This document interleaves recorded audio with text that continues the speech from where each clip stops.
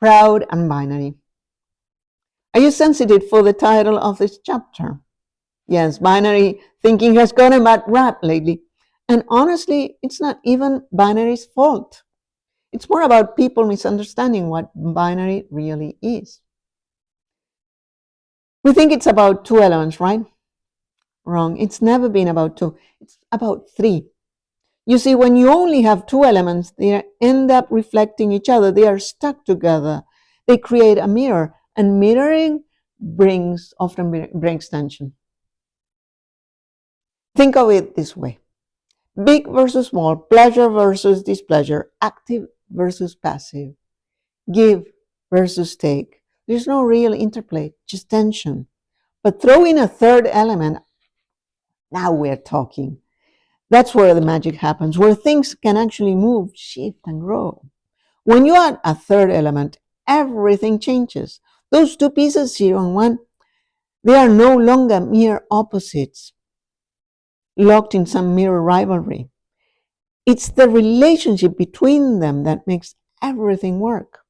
That connection turns duality into something much bigger, something that can evolve, that's rich.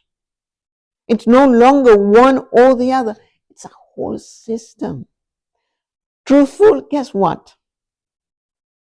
That's what sex is. Sex is not a stage you reach.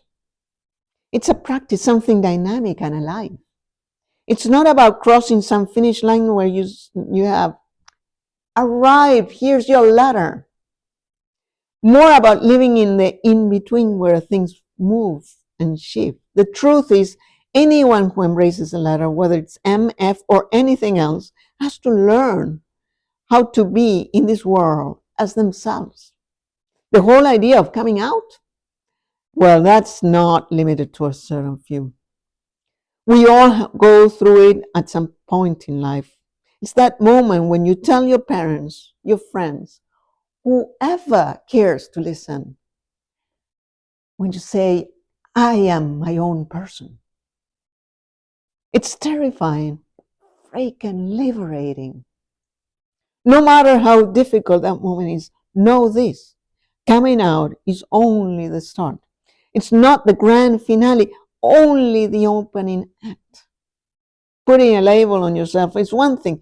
Living it is totally different. Living it takes work, serious work. Confusion, hesitation, disappointment. It's all part of the process. Joy and pleasure, they are too. I remember a friend of mine who flew to Florida for surgery. While she was away, I took care of her dog. When she came back to pick him up, I opened the door to let her into my apartment. Oh, that place. I remember that apartment. It was beautiful. I can still picture huge windows facing west where the sunset transformed the evening into life celebrations. Gentle reminders to slow down and simply be. We sat down while the coffee brewed in the kitchen, filling the air with that rich aroma. A moment later, that final gurgle of the pot signaled the coffee was ready. Leaving her on the couch, playing with her dog, I went to fetch 2 cups. That dog couldn't contain himself, bouncing back and forth, wagging the tail so hard it practically sliced through the silence. I handed the sugar spoon. She took it. The porcelain clink filling the room with that particular sound.